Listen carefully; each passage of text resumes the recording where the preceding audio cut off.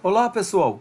Eu sou o professor Maurício Bezerra de Souza Júnior, do Departamento de Engenharia Química da Escola de Química da UFRJ, e esta é uma aula de Controle e Instrumentação de Processos, a disciplina EQE 487. Um aviso é que este é um material de aula da disciplina EQE 487 do PLE da Escola de Química da UFRJ. Destina-se exclusivamente aos alunos da disciplina, sendo proibida a sua reprodução e distribuição. Seu conteúdo é totalmente acadêmico e não tem fins lucrativos. As fontes das figuras e as referências bibliográficas são devidamente citadas ao longo dos slides. Então,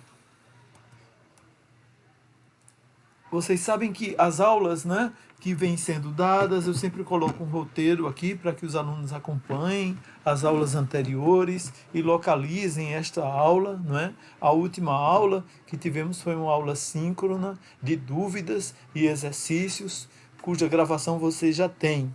Hoje vamos dar uma aula de controle feed-forward, que é um termo em inglês, ou por antecipação, como alguns traduzem.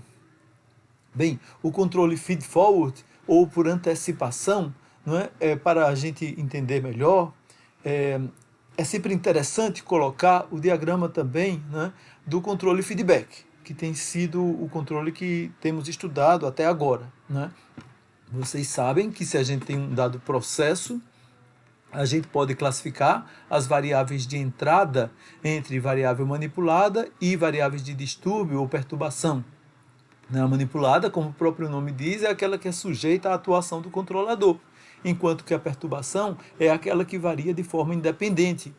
E no controle feedback, é um controle CISO, uma entrada e uma saída, a gente vai ter justamente que a saída precisa ser medida. Essa figura é uma representação simplificada, não tem um elemento de medida, mas vocês sabem que para o controle feedback é preciso ter aquela medição.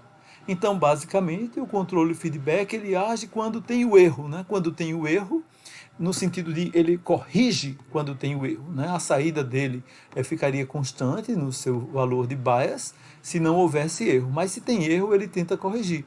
Então, por isso, a gente diz que o controle feedback, ele poderia, usando essa expressão aí em latim, ser pós-fato, ou seja, ele só vai tentar corrigir a alteração quando ela já aconteceu, quando ela já está no processo. Então, do ponto de vista de uma operação industrial, por exemplo, você já teria saído do set point para poder atuar.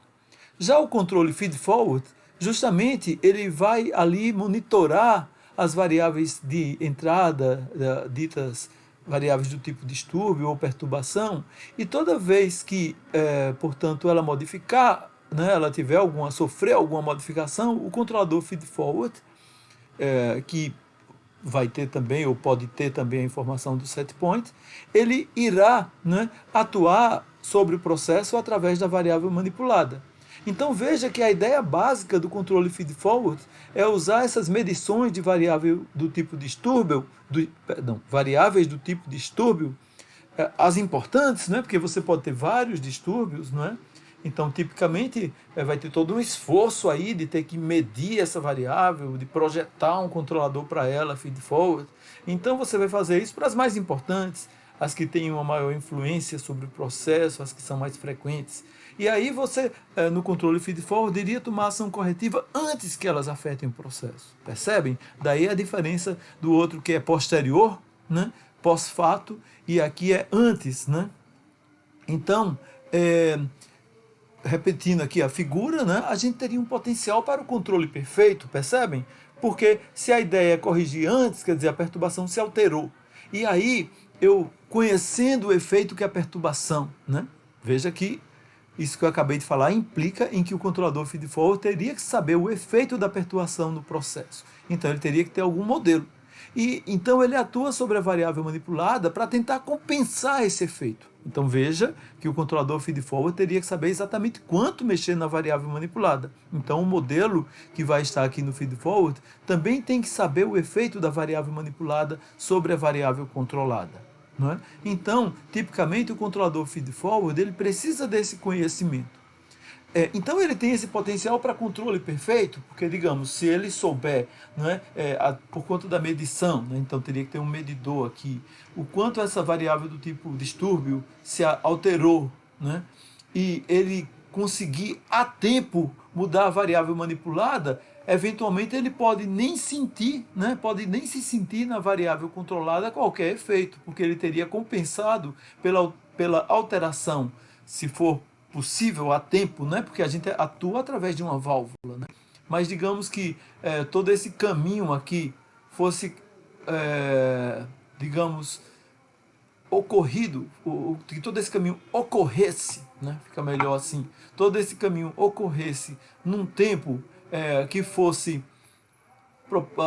na mesma, não fosse mais lento, né, do que o efeito da perturbação, você teria potencialmente um controle perfeito, né? Porque é claro que se a perturbação ocorrer antes aqui, né, então você vai terminar corrigindo com atraso e você não vai ter mais o controle perfeito, tá ok? Então, são desvantagens do controle feed-forward, essas que estão implícitas em todo em toda a minha discussão até agora, que as variáveis distúrbio precisam ser medidas pelo controle feed-forward, né? A outra coisa é que você vai ter que ter um modelo do processo, não é, para saber como é que o distúrbio afeta o processo, como é que a variável manipulada afeta o processo, para que você então compense através da atuação na variável manipulada o efeito que a perturbação ou distúrbio, né, ocasionará. Agora, às vezes não é fisicamente possível isso, né? Então, controladores feed-forward ideais deveriam ser teoricamente capazes de alcançar controladores perfeitos. Mas isso pode não acontecer por essa questão que eu discuti com vocês agora há pouco. A perturbação precisa ser medida, isso leva um tempo. O controlador, então, ele pode rapidamente calcular a atuação, mas ele normalmente atua através de uma válvula, por exemplo, tipicamente nos processos químicos. Então, esse efeito conjunto, não é, da medição e da atuação aqui, pode ser que para você compensar o efeito na perturbação, você tivesse que agir numa, vamos dizer assim, velocidade tal que não seja possível por conta dos atrasos provocados por esses elementos, né, que existam. Então, o controle perfeito pode não ser possível de alcançar por essa questão realmente física, né, dos elementos que estão ali. Se a medição demorar, se a válvula for uma válvula mais lenta, tudo isso prejudica o controle feed-forward. Tá? Então, a gente já tem visto em alguns outros momentos esse exemplo da fornalha dos autores Organaik e Ray, que a gente discutiu na primeira aula, né, que era um aquecimento de uma carga de petróleo que ia depois para um processo de separação por destilação, e a gente viu então que trocava essa carga de petróleo, trocava calor de forma indireta com gases quentes, que eram provenientes da combustão, né? Então você precisava do gás combustível e do ar, você manipulava a vazão do gás combustível, e a gente já discutiu algumas vezes que um controle feedback convencional simplesmente atuaria, né, um controle de temperatura, né, se você tem como objetivo controlar a temperatura de saída do óleo, então ele atuaria sobre a válvula diretamente. Porém, como a gente discutiu na aula de controle em cascata, assumindo que essa pressão de suprimento do gás combustível possa se alterar, então você tipicamente implementa na forma de um controle em cascata, tá ok? Onde você vai ter um controle de vazão. Então a gente tem o controlador primário e o controlador feedback secundário. O primário é de temperatura e o secundário é de vazão. Como a gente viu, esse controle de vazão aqui deveria ser rápido, não é? Para poder ser interessante o controle em cascata.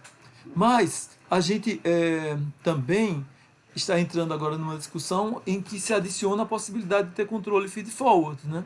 Então, admitindo que a temperatura de entrada esteja sujeita a variações, você poderia ter um feed-forward de temperatura. Então, você poderia... perdão, eu estou falando uma coisa, né? Mas a temperatura está sendo medida aqui. Então, você poderia ter um feed-forward de temperatura. Aqui, pelo próprio transmissor, a gente está considerando alterações na vazão, né? Então, a vazão aqui é medida, né? E aqui ela vai ser mandada para o controlador, né? Então, a gente pode ter aqui uma combinação do feedback com o feed forward, e a saída das duas atua numa forma em cascata com o controlador secundário de vazão. Tá? Então aqui eu teria possibilidade de ter controle feed forward para a temperatura e para a vazão, mas só tem implementado aqui para a vazão, porque nesse exemplo, conforme discutido pelo Organic Ray, que eu usei na minha primeira aula, não é, a gente considera que os distúrbios na carga do ponto de vista da vazão são mais importantes e frequentes. Tá? Então esse exemplo da primeira aula, a gente tem estudado ao longo do curso e tem relembrado dele as formas de projetar os controladores. Né? A gente estudou com muito aprofundamento como projetar o controlador, viu várias maneiras de projetar o controlador, os controladores feedback, né? Estudou os aspectos de estabilidade, como garantir a estabilidade no projeto. Né? E a aula de hoje, então, vai ser voltada para aqui o feed forwards. Né? Então, as perguntas de vocês devem ser, né, como é que eu vou sintonizar, como é que eu vou projetar esse controlador do tipo feed forward? Né? Será que ele vai prejudicar o controle feedback ou melhorar como eu gostaria? Não é? Vejam que o feed forward inclui elementos adicionais, a medição e o controlador, então ele é mais custoso, eu vou precisar de um modelo nesse projeto, não é isso? São assuntos que a gente vai discutir nesse curso aqui, nesta aula de hoje, né? Especificamente.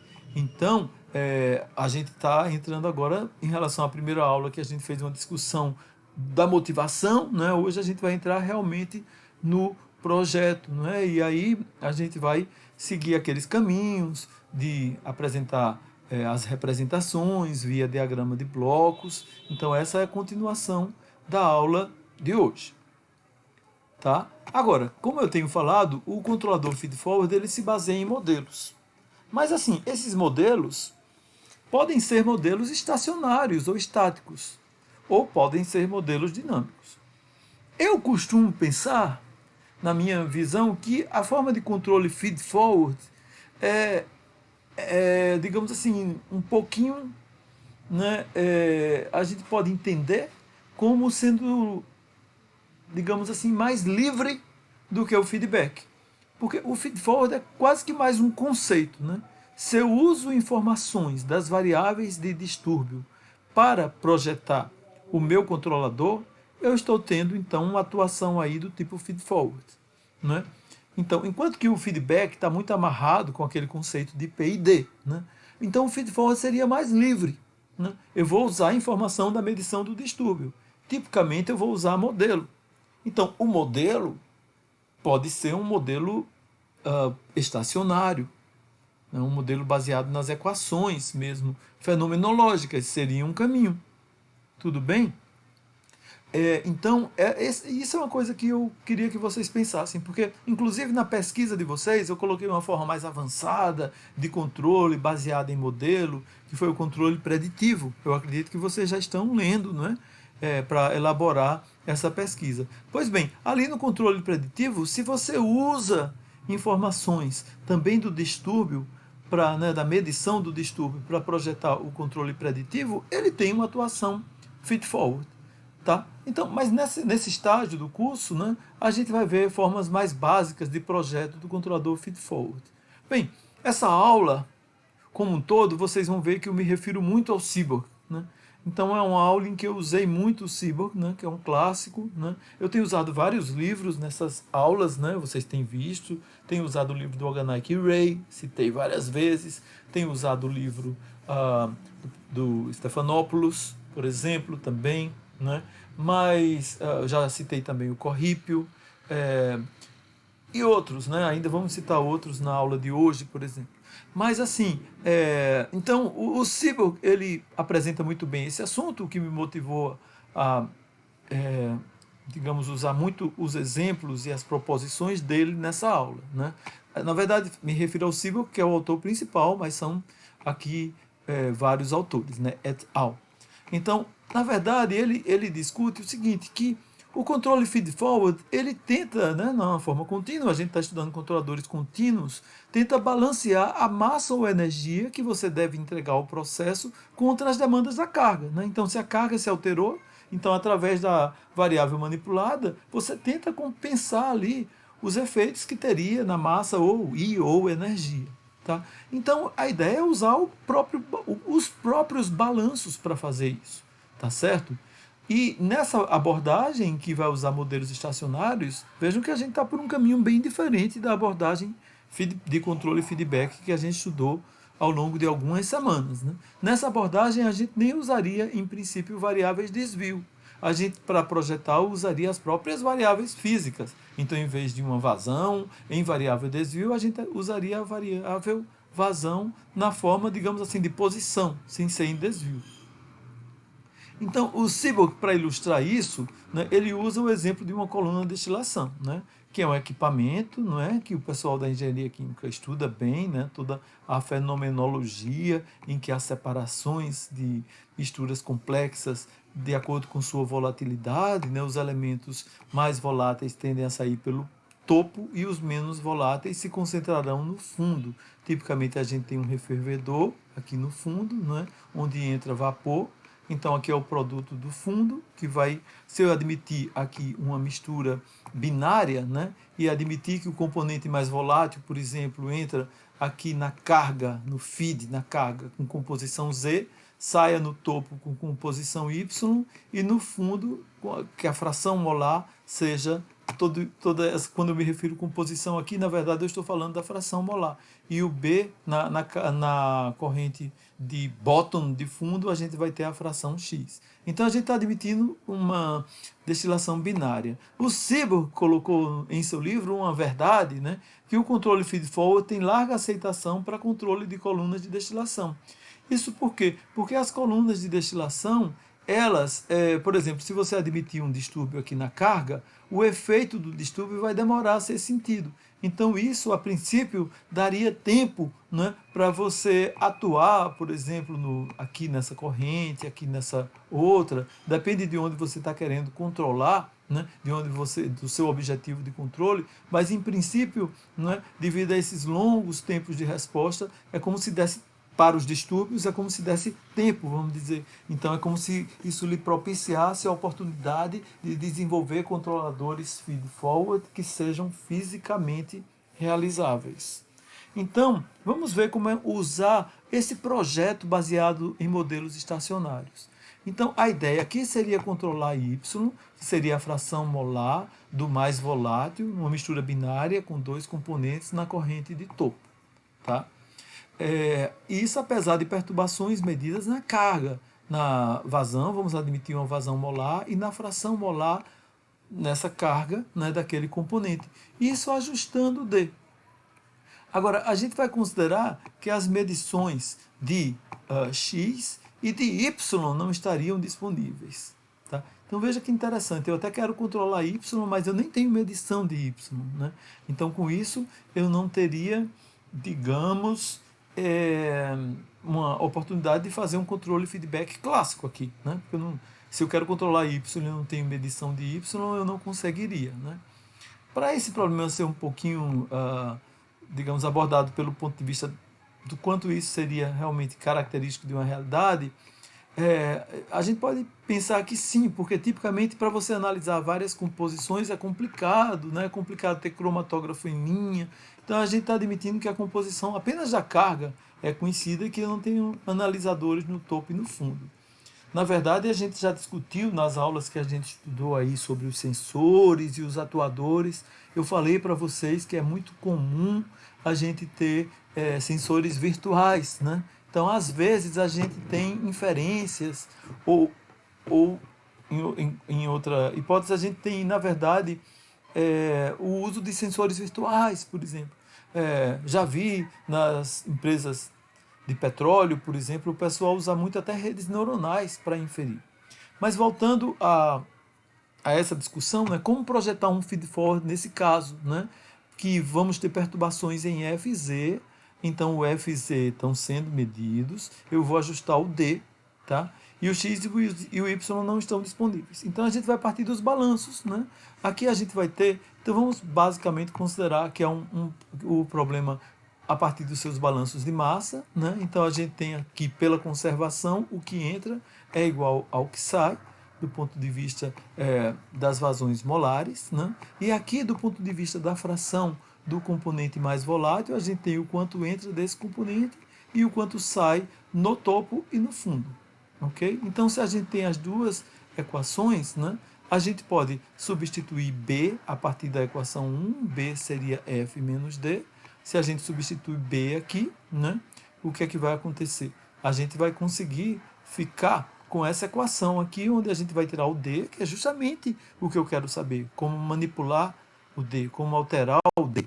Então, a gente vai ter o D como sendo, né, pela equação 2, substituída a equação 1, onde a gente colocou que que B era F menos D. Então, a gente, substituindo, a gente chega nesse resultado aqui. Percebam que eu meço F, eu meço X, mas eu não tenho, eu meço F, eu meço Z, mas eu não tenho medições de X e de Y. Como eu não tenho medições de X e de Y, eu vou substituir pelos valores desejados. Então vejam que aqui eu fico com uma lei que vai me dizer toda vez que o Z variar e o F variar, como é que eu devo variar o D para manter o balanço. Entenderam? É claro que essa é uma lei estacionária, né? Então ela só vai funcionar exatamente no estado estacionário, né? No dinâmico ela vai ser uma aproximação, né?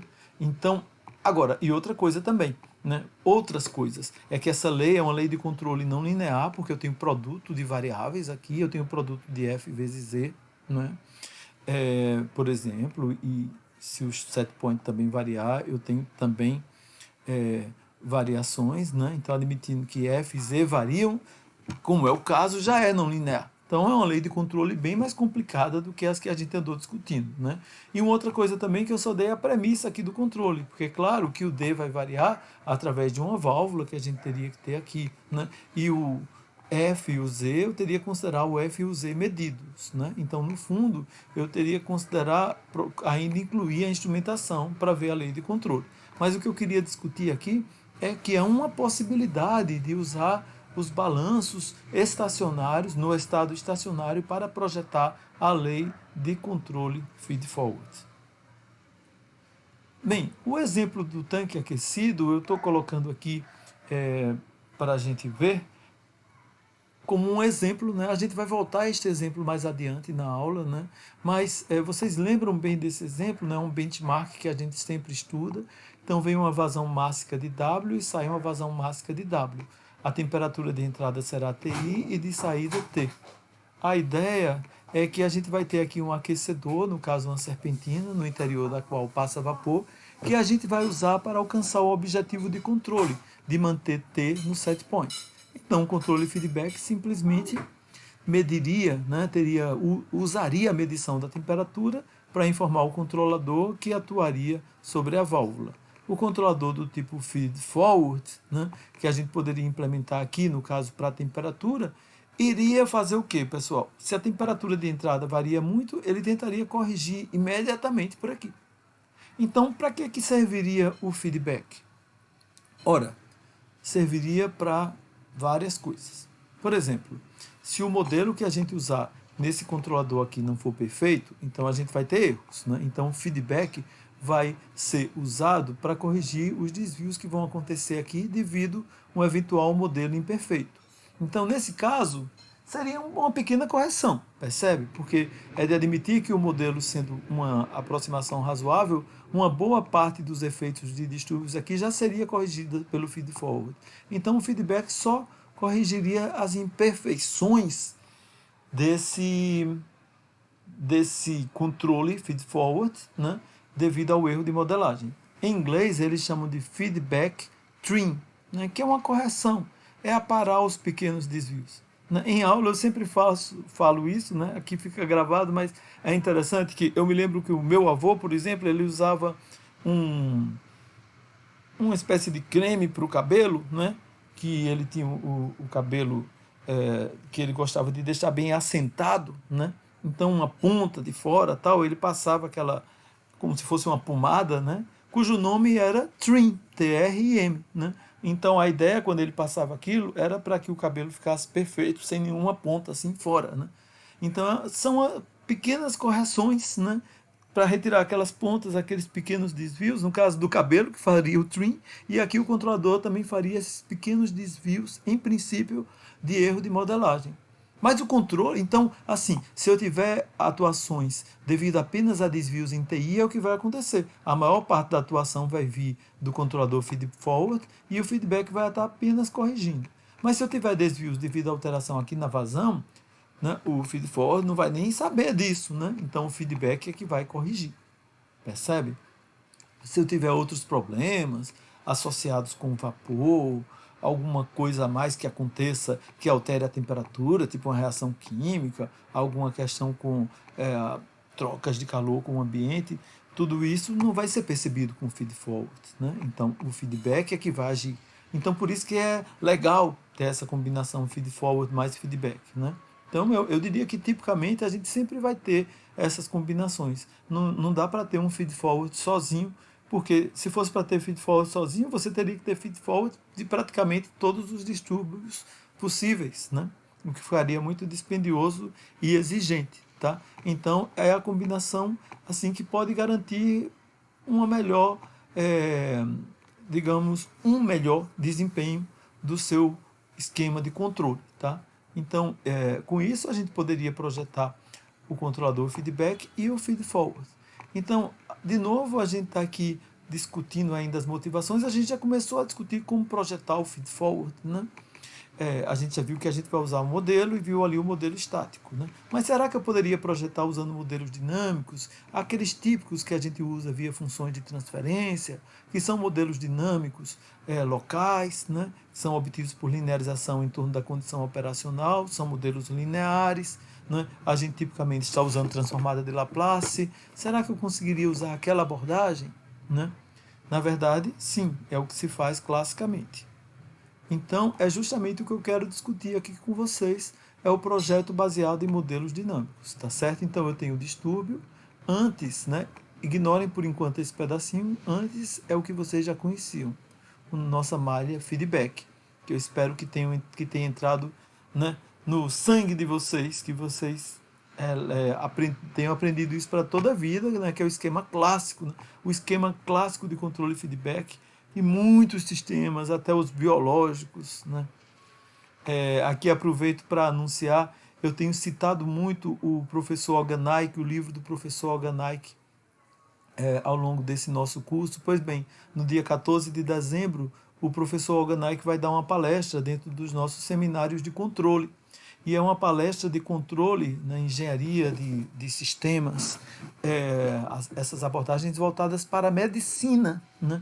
Então, assim, mesmo muitos sistemas biológicos, intrínsecos, né, à fisiologia humana, tem esquemas naturais de regulação, feedback. Então, eu espero que vocês tenham entendido para sempre esse feedback, tá? Mas a gente colocou aqui uma malha por fora, né? Um laço por fora, por o feed-forward. Então a gente vai precisar medir o distúrbio. Eu estou chamando aqui de GT. Às vezes tem autores que chamam GM, claro, mas é como não confundir GM com GT. Essa nomenclatura não é rígida, tá certo? E aqui então vou ter que ter o bloquinho do elemento de medida, que é igual que a gente já, né? Assim, vai depender se é uma temperatura, uma vazão, então é igual que a gente vem discutindo. E o bloquinho do feed-forward dinâmico, como é que a gente vai projetá-lo? É o nosso próximo passo. Então a gente vai dar agora um salto. A mente de vocês vai se expandir agora, e nunca mais vai voltar ao normal, usando a famosa clássica frase, né, de que uma vez expandida a mente não volta ao normal, que é como se pode projetar o controle do tipo feed-forward usando modelos simples dinâmicos. E é uma ideia muito simples, pessoal. Eu posso talvez até discutir aqui, né? Vamos esquecer o feedback por enquanto. Vamos pensar então se fosse só o feed-forward, né? Então, se fosse só o feed-forward, então seria só isso aqui, não é verdade, pessoal? Seria o D afetando o processo aqui, e aqui esse laço devido ao feed-forward, que teria que medir, o feed-forward atuaria através da válvula, a variável manipulada afetava o processo. Então, eu não quero pensar por enquanto, vamos imaginar que a malha do feedback está aberta, tá certo? Então, ficaria isso aqui que eu estou passando com o mouse, tá ok? É claro que o feedback existe, mas pensem só, eu quero projetar isso aqui, né? Se agora eu volto para o feedback, a gente vai ver depois, vai conseguir provar que os projetos, assim, o feed-forward não vai instabilizar, por exemplo, o feedback, porque ele entra como se fosse uma variável externa, na verdade, né? Como se fosse um distúrbio aqui, né? Mas ele não está no loop, né? Então, se a gente pensar, eu pergunto a vocês, quem seria a função de transferência entre y e d? Como a gente já viu, vai ser entre y e d, é tudo que está no caminho direto, né? Então a função de transferência entre y e d, no numerador é tudo que está no caminho direto entre y e d. Então seria gd mais justamente esse termo que a gente estava conversando, gt, g do feed forward, gf e gp.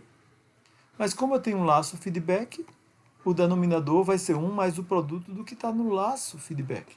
Então essa função de transferência entre o y e d vai ser o g da carga de agora, né? Que é gd, como eu falei, que está no caminho direto, mais o que vem pela parte do feed-forward, gt, que mede o distúrbio, g do feed-forward, a válvula e o processo. E 1 mais os elementos do loop, admitindo que eu tenho controle de feedback. Se eu não tiver o controle de feedback, eu tiro o feedback daqui, né? E aí vai ficar só a parte devida ao feed-forward. Tudo bem? Bem, o que é o controle perfeito? O controle perfeito é aquele assim que, digamos, mesmo que tenha todo tipo de distúrbio, a variável controlada segue ali no set point incólume, né? Ela não sente qualquer distúrbio, ela está protegida ali, né? Por alguma atuação do controlador, né? Então, tá? Digamos que o distúrbio afetaria, que existe ali uma relação de causa e efeito. Mas devido ao controlador, o controle perfeito seria tal que mesmo que tivesse vários distúrbios, né, a gente não sentiria na saída. A saída ficaria incólume, né? Tá? É como... eu sempre me lembro de uma oração muito bonita da oração de São Jorge, que fala que as armas de fogo não alcançarão, né? É como se fosse o controle perfeito, né? Assim, tem os distúrbios acontecendo ali, mas aquele objetivo de controle está atingido de forma perfeita, né? Apesar dos distúrbios, não se alcançaria. Mas veja que é um esquema de controle perfeito, né? Que vai ser uma situação idealizada, né? Por que idealizada, pessoal? Porque só vai acontecer se o modelo for perfeito, por exemplo, né? A gente vai ver, e além do modelo ser perfeito, a gente viu que tem que ter a compensação timely, vamos dizer, ao mesmo tempo, né? Você teria que compensar exatamente no mesmo tempo em que o distúrbio ocorre, você tinha que compensar exatamente. Só que o laço do feed-forward envolve a medição e a válvula, como eu já venho frisando, enquanto que o laço do distúrbio ele pode afetar muito mais rapidamente o processo. Então essa coisa do controle perfeito, né? Que aconteça o que acontecer, o controle se manteria, né? Essa situação bonita e desejável que a gente gostaria que acontecesse em todos os contextos do controle perfeito, numa prática industrial, é uma situação idealizada, tá certo? Então, para o projeto do controlador, se o controle é perfeito, mesmo que eu tivesse os distúrbios, né? Então esse pedacinho aqui, por exemplo, eu não vou estar mudando o set point, não é isso? Estou estudando um problema aqui de relação em relação ao distúrbio. Então o D, mesmo variando, eu queria que o Y fosse zero sempre. O D poderia variar o que fosse, o Y não seria zero. Pelo menos numa situação ideal. Então o que é que eu tenho que fazer? Eu tenho que substituir aqui por zero e tirar o G do feed forward. Entenderam? Então esse termo todo do feedback passa multiplicando para o zero. Então vê que o feed forward não depende do feedback. Concorda? Feed forward não depende do feedback, mesmo que eu tenha uma malha ali feed forward e uma feedback convivendo, mas para o projeto do feed forward, eu projeto independentemente. Tá ok? Então, com isso, eu tiraria a função de transferência do feed forward e ela vai dar o quê? Menos GD sobre GT, G da válvula, G do processo. Se tiver o transdutor, ele pode estar multiplicando aqui, né? Vocês já estão, digamos assim, cansados de saber isso, não é isso? Nessa aula, eu resolvi colocar muitas equações que eu achava importantes, coloridas, né? Ficou tudo colorido demais, peço até desculpa, eu gosto de colocar os slides mais básicos, mas é que eu queria colocar em colorido uma equação que vocês devessem realmente prestar atenção, né? Então coloquei aí umas cores para chamar a atenção, tá? Então esse é o feed forward ideal, pessoal. Percebem? Então o feed forward ideal seria aquele que, se eu conseguisse implementar, o y ficaria zero, o que quer que acontecesse com o d. É uma situação desejável, né? Mas como é que ficaria, né? Então, por exemplo, se o processo for de primeira ordem, GP, e a válvula for instantânea e o elemento de medida instantâneo, e o GD também for de primeira ordem, então percebam, esse controle aqui teria uma possibilidade de execução, porque o GD aconteceria, o distúrbio afetaria como primeira ordem, e o processo afetaria como primeira ordem também. Então, a mesma ordem, tá? Então, a gente poderia simplesmente voltar na equação colorida do feed-forward ideal, substituir, né, e obter essa função aqui.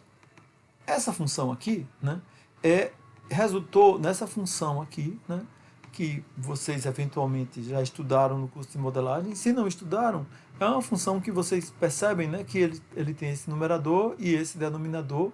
Né? Esse termo do numerador é chamado lead e o do denominador é chamado de lag. Então, daí esse controlador é chamado de lead lag. Veja que esse menos até aqui mostra a compensação, né? Porque o distúrbio afeta de uma maneira, digamos, positiva, digamos assim, e o outro afetaria negativo. Ou se o KD fosse negativo, o sinal trocaria. Mas, enfim, os sinais são a oposição, né, da manipulação em relação ao efeito do distúrbio é indicada por esse sinal negativo aí. Percebe que uma coisa tem que compensar a outra para que, quando somar, o efeito líquido fosse zero para a vida inteira, né? Tipo, quando você faz um gráfico de controle feed-forward perfeito, a saída vai ser sempre zero em variável desvio para a variável controlada. Uma situação hipotética desejada. Essa situação é muito hipotética porque, assim, o elemento de medida tem que ser instantâneo e a gente já viu que, por exemplo, até para medir uma temperatura, os termopares, devido aos termopostos, tem algum atraso. As válvulas, a gente viu que elas podem ser até segunda ordem. Então, no fundo, se aqui fosse segunda ordem, aqui primeira, né? E aqui primeira, tipicamente isso poderia virar quarta ordem, né? Então, o distúrbio aconteceria muito mais rápido. Mas, numa situação hipotética, pode dar bem próximo. Quer dizer, numa situação hipotética, vai funcionar, vai ser uma situação ideal, que é igual a que poderia implementar. Mas, e numa situação real, digamos, se essa dinâmica aqui dos elementos de medição e da válvula forem mais rápidas do que a do processo, né, mais rápidas, né, mas ela existia alguma dinâmica, o efeito líquido pode ser de variar um pouquinho, né, a saída, sair um pouquinho do set point, mas não seria exatamente ideal, tá certo? Essa situação ideal, perfeita, é mais, repetindo, para você obter as condições ideais mesmo, né, as condições que se almeja, digamos assim, né, diante da dificuldade de um processo num ambiente mais conturbado, vamos dizer assim, como um processo industrial, sujeito a muito distúrbio. Né? Se o processo fosse de primeira ordem com tempo morto, então, mesmo que a válvula seja com dinâmica desprezível, o elemento de medição também, mas vejam bem, pessoal, o distúrbio vai afetar como primeira ordem. Tá certo? E a tua atuação se dá através de um tempo morto, percebe? Então, se você atua através de um tempo morto, não tem como você compensar exatamente e ter um controle perfeito, já que o distúrbio vai afetar muito mais rápido. Então, eu posso até usar aquela caixinha lá, que eu deduzi ali, né, no slide 16, coloquei nessa cor verde aí, eu posso até calcular o controlador ideal, mas esse vai dar essa lei aqui, que é como se fosse um termo do lead lag com essa exponencial de θs. Essa exponencial de mais θs, eu devia ter botado mais aqui para chamar a atenção, é um termo, né, que esses termos de exponencial no domínio de Laplace sempre tem a ver com translação no domínio do tempo. Então, ele vai, na verdade, quem é a função transferência do feed-forward? É uma função transferência entre a saída do controlador feed-forward e a sua entrada. Quem é a saída do controlador feed-forward? Ora, seria um sinal em miliampere, por exemplo, um sinal eletrônico que vai atuar no transdutor de corrente e pressão para afetar a válvula. Essa seria a saída, um sinal tipo C, né, que a gente está chamando a variável controlada. Mas e quem seria a entrada? É o distúrbio medido. Então, se eu rearranjo a equação e digo que C é igual a isso vezes o distúrbio medido, passo multiplicando, eu teria exponencial de θS vezes o distúrbio medido, em S. Quando eu voltar para o domínio do tempo, significa que a saída do controlador ia depender do distúrbio daqui a θ unidades de tempo, ou seja, de θ no futuro. Percebem que não é uma lei realizável? Como é que eu vou calcular a saída do controlador agora em função do distúrbio que vai acontecer daqui a θ minutos, por exemplo? Percebem que essa lei não é fisicamente realizável? Tá? Então, porque a saída do controlador dependeria de valores futuros do distúrbio. E a gente, né, só com bola de cristal, para usar uma figura hipotética aí, para prever o futuro de um distúrbio, sendo que o futuro de um distúrbio, né, que como é que se teria se o distúrbio em si a gente considera que é uma variação que acontece de forma independente? Né? Como é que eu vou, num processo, saber como é que vai estar a temperatura de sua entrada daqui a 5 minutos, por exemplo? Tá ok? Então, esse controlador, eu estou fazendo uma interpretação física com vocês, não é fisicamente realizável. Do ponto de vista matemático, toda vez que tivesse exponencial com argumento positivo, ele implica nessa dependência de valores futuros da entrada da função de transferência. Então, ele não é fisicamente realizável. Às vezes, o que as pessoas fazem é simplesmente aproximar por um lead lag, ou seja, elas desprezam esse termo de tempo, esse termo de translação no tempo, tá? Então, a gente, quando elas desprezam, elas vão aproximar por um lead lag. Percebam que não vai ter uma compensação aí perfeita, né? Mas assim, ao longo do tempo, né, no estado estacionário final, deverá ter a compensação perfeita, até porque o ganho, a parte estática, se eu fizer S igual a zero, a parte estática está certinha de modo a compensar. Então vai ter um transientezinho que o set point vai, perdão, que a variável controlada vai sair do set point, porque eu não consegui, porque o modelo ficou imperfeito, não é? O modelo ficou imperfeito, se eu desprezar esse termo aqui e implementar um lead lag, mas vai ficar melhor do que se não tivesse controle nenhum, né? Entenderam? Então, muitas vezes você faz isso, implementa-se o lead lag, que é aquele que eu coloquei coloridinho na figura anterior para chamar a atenção de vocês. Se o processo for segunda ordem, pessoal, e o distúrbio for primeira ordem, é a mesma coisa, tá certo? Ainda que a válvula seja sem dinâmica e o elemento de medida sem dinâmica, ele vai afetar muito mais rápido, o distúrbio vai afetar muito mais rápido a variável controlada do que o controlador feed-forward vai conseguir atuar, porque ele vai atuar através de uma segunda ordem que é mais lento, é mais amortecido que um de primeira ordem. Então, por isso que fisicamente é irrealizável para um controle perfeito, para aquele controle ideal, que é o controle perfeito, que é aquele em que a variável controlada não sai do set point, aquela situação idealizada, desejada, mas praticamente impossível de se obter na prática. Então, não é fisicamente realizável. Nesse caso, matematicamente, toda vez que a função de transferência, a gente já tinha visto um caso que ela tiver um exponencial com argumento positivo. A outra possibilidade em que ela não é fisicamente realizável é quando ela tem um grau do numerador maior do que o grau do denominador. A função é dita imprópria, né? O grau ou ordem de polinômios são a mesma coisa. Tá certo? Então, nesse caso, a função seria imprópria, é um indicativo de que ela não é fisicamente realizável. Por exemplo, um lead lag é fisicamente realizável. Existem blocos nos controladores para você implementar isso. Você só ajusta, só sintoniza, entendeu? São fisicamente realizáveis, são itens de prateleira que você pode comprar, pedir para ter esse bloco, por exemplo, num esquema de controle. Então, isso é possível de implementar nos controladores eletrônicos, por exemplo, né, o lead lag. Mas esses controladores aqui do slide 18 e do slide 19 não funcionariam. Então, de novo, como que existe o lead lag, a gente tenta aproximar isso para um lead lag.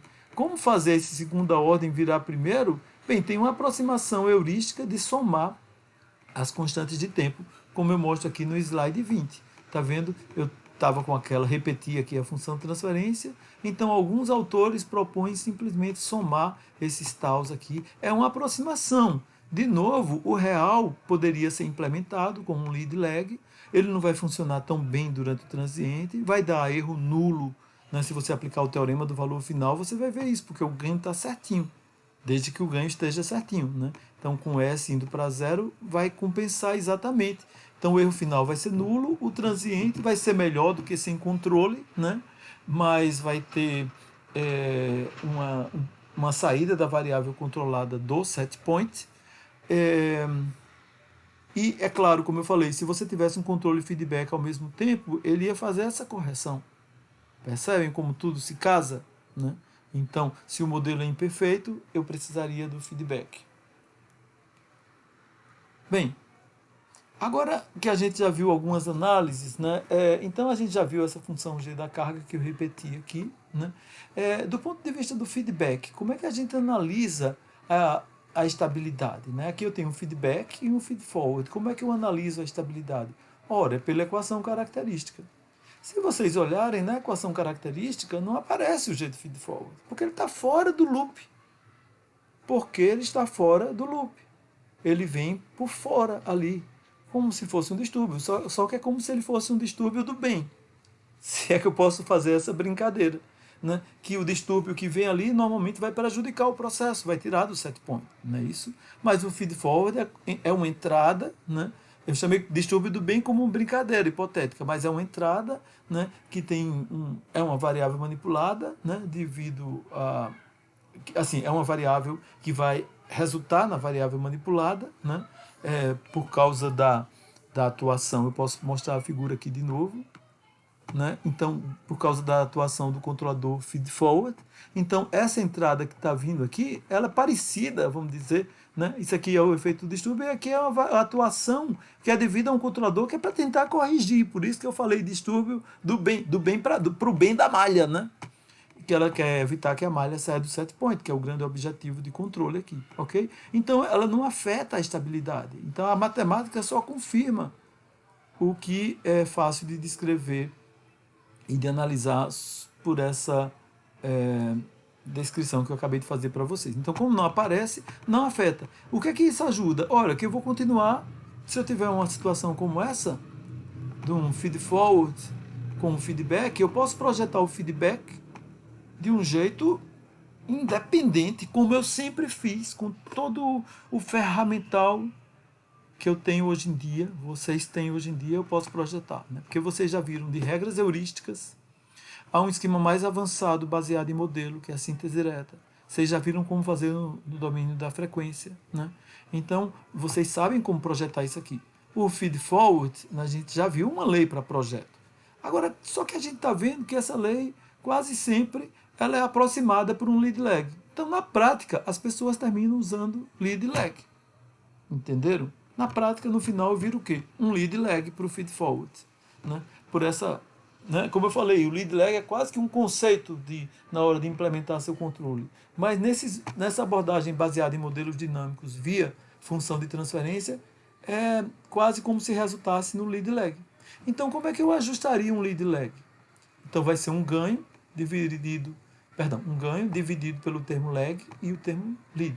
Eu vou ter uma constante de tempo aqui e eu vou ter outra constante de tempo aqui. Né? Então, é claro que, veja, quem é a saída? É a saída, como eu falei, um sinal em miliampere, que é aquele que sai do controlador feed-forward. Percebe? De novo, se a gente olhar a nossa figurinha aqui, né, é porque vai somar a saída do feed-forward com a saída do feedback. Eu estava chamando esse sinal aqui de C. Né? Então, como chamar isso aqui? Eu chamei do C do feed-forward aqui, e aqui eu poderia... Entenderam? Que nome eu vou dar isso aqui? Não existe uma nomenclatura rígida. Como eu chamava esse sinal de C, eu coloquei ali o C do feed-forward para vocês entenderem. Então, o C do feed-forward depende do distúrbio medido, né? A função de transferência. Então, como é que eu vou sintonizar o ganho? Ora, da própria lei, no estado estacionário, né? Repetindo aqui, voltando os slides, mas a lei vai depender do KD, KT, KF e KP, né? Se eu pego só a parte estática. Então, o ganho, se eu conheço o ganho de todos os elementos, eu consigo tirar o ganho do feed-forward. É claro que, às vezes, né, na indústria, você não conhece cada ganho, né? Então, a ideia normalmente é você zera isso aqui, né? Lembram que é um bloco, como eu falei, né, que os controladores dispõem? Então eu zero os taus e ajusto o ganho. E aí o que é que eu posso fazer? Eu posso dar pequenos distúrbios, né? Quando a saída se estacionar com offset nulo, é porque o ganho está correto. É claro que se eu conhecer os ganhos aqui, eu tenho como fazer esse cálculo corretamente. Aí com isso eu teria ajustado o KF. O que é que eu precisaria ajustar? O tal 1 e o tal 2. Bem, o tal 1 e o tal 2, se eu conhecer o tal P e o tal D, né, eu posso tirar aí uma boa aproximação para o tal 1 e tal 2. Por que aproximação, pessoal? Porque, na verdade, dependeria também dos taus da válvula e do elemento de medida, esse tal 1. Né? Mas é uma boa aproximação, porque aqui, como eu estou falando, é um ajuste inicial. Então, se você conhecer, estou pensando no ambiente industrial, em que a gente não tem os modelos bonitinhos, as equações todas bonitinhas, normalmente quando se tem dezenas de malhas e processos mais complicados, tá certo? Então você pode fazer dessa maneira, você já teria ajustado o seu ganho, né? Se você conhecesse os ganhos de cada elemento por aquela equação, ou se não, como eu falei, variando ali com os taus zerados, dando pequeno distúrbio na variável do tipo carga, né, ou perturbação, e ali acompanhando até que quando o transiente morresse, se não houvesse offset, é porque você teria sintonizado o ganho corretamente. Agora, se você não conhecer de jeito nenhum os taus individuais, você pode usar aproximações desse tipo. Você vai variando o tal 1 e o tal 2, usando uma relação de tal 1 ser o dobro de tal 2, né? Isso se tal 1 seria o dobro de tal 2, se seu tal P, se você souber pelo menos que o tal P é maior do que o tal D. Ou seja, que a resposta à variável manipulada é mais lenta do que é o distúrbio. Se for ao contrário, você pode usar uma proporção de meio. Tá? Então vejam que essa abordagem toda que eu estou dando, onde eu estou seguindo, como eu já falei no início dessa aula, a metodologia proposta pelo Siebel, né? Que é um professor da Universidade da Califórnia. Esse livro do Siebel é um texto clássico que é usado no mundo todo. Então eu estou seguindo essa metodologia sugerida por eles. É claro que se você obtém agora um ajuste inicial para tal 1 e tal 2, você faz depois um ajuste fino, por tentativa e erro, dando pequenos degraus na carga. Bem, pessoal, eu vou deixar aqui um exemplo. Né? A gente ainda tem uma aula de exercícios onde vocês podem tirar dúvidas nesse exemplo. O exemplo é o que eu já mostrei antes, né, do tanque aquecido, onde a gente vai ter um feedback. E vamos considerar que você tenha dois feed-forward aqui. Um feed-forward para distúrbios na vazão e um feed-forward para distúrbios na temperatura. Então, esses elementos eles estão sendo somados todos, né, porque eles vão atuar numa única variável manipulada. Tudo bem? Então, a ideia é que esse esquema feedback mais feedforward é adotado. Né? Tá? Vocês vão precisar, porque vocês vão precisar obter o GP, o GD. Né? Para obter o GP, né, que é como a gente vai responder, né, quer dizer, o processo vai responder, a temperatura vai responder a variações aqui na abertura dessa válvula, você vai precisar dos balanços, né? Basicamente balanço de energia, porque a gente está admitindo que do ponto de vista máximo, o W na entrada vai ser sempre igual ao W na saída. Como é que isso acontece? Bem, tipicamente você teria que ter um controle de nível aqui, e a gente vai admitir que esse controle de nível funciona muito mais rapidamente e muito melhor, e aí a gente vai considerar que o W na saída, toda vez que o W na entrada variar, o da saída varia rapidamente, é regulado para se igualar. Né? Bem, a gente vai considerar na modelagem, tá, que a taxa do calor para a troca térmica na serpentina vai ser um coeficiente global vezes a área total da troca térmica, a temperatura do vapor menos T. O Seaborg sugere considerar, empregando tabelas de vapor, uma relação linear. Na prática não é linear, né, mas seriam simplificações locais que relacionassem a temperatura do vapor com a pressão através, então, de equações lineares, né, que você iria fazer interpolações locais, obtendo os parâmetros A e B, né? Então eu vou dar os valores A e B para a região considerada aqui operacional. Tá? Então aqui estão todos os dados, o CP do líquido, né? O A, o produto ρV, porque a gente admitiu que o volume vai ficar constante, o ganho da válvula, os valores de A e B, a constante de tempo da válvula, o tal ali para os distúrbios e para o valor medido, a gente considerou iguais aqui. O KM é para a medição da temperatura, né? Aqui está MD1, eu tinha chamado KT, né? Mas, enfim, aqui é o equivalente ao KT. Eu estava chamando KT para os distúrbios, tá? Mas é assim, para o medidor do distúrbio 1 e para o medidor do distúrbio 2. Então, o distúrbio 1 vai ser para medição de vazão e o distúrbio 2 vai ser para medição de temperatura. Lembra que a gente tinha dois feed-forwards? Aqui são as condições estacionárias, né? Por quê? Porque esse exemplo você vai ter que fazer o balanço de energia e para obter o GP e o GD você terá que linearizar em torno do estado estacionário. Então eu estou dando aqui o estado estacionário. Então a minha ideia é que vocês montem um sistema desse tipo, tá vendo? Aqui eu tenho agora dois feed-forwards. Olha que legal. Os dois se somam aqui, tá certo? Um para vazão e outro para temperatura. E a malha feedback. Perceberam? Tá? Então eu queria que vocês projetassem esses controladores aqui, né? Assim como projetassem também o GC. Que tal esse desafio? Tá? É claro que o livro do Seeborg tem a resolução, eu estou adaptando um pouco, vocês podem consultar o Seeborg e podem também tirar dúvidas comigo, claro, né? Agora, vocês vão ver que como a válvula e o processo são de primeira ordem e os elementos de medida de primeira ordem, a gente vai ter controladores aqui que são fisicamente, no caso dos feed-forwards, fisicamente irrealizáveis, né? Conforme vocês viram aqui, eu tinha dado essa sugestão de, por exemplo, aqui somar as constantes de tempo. Mas vocês vão ver que vai dar um termo de segunda ordem lá e aqui de ordem zero. Então vai dar diferente nesse caso, né? Então eu sugiro, tá? Vocês vão ter que fazer, e aí vocês vão ouvir o que eu falei aqui e vão encontrar, né? E essa dificuldade, né? Que o G do feed forward vai ser no numerador ordem 2 e no denominador ordem 0. Então o Kuganawar, né? Que é um autor clássico demais de controle, ele tem um livro de 1965, né?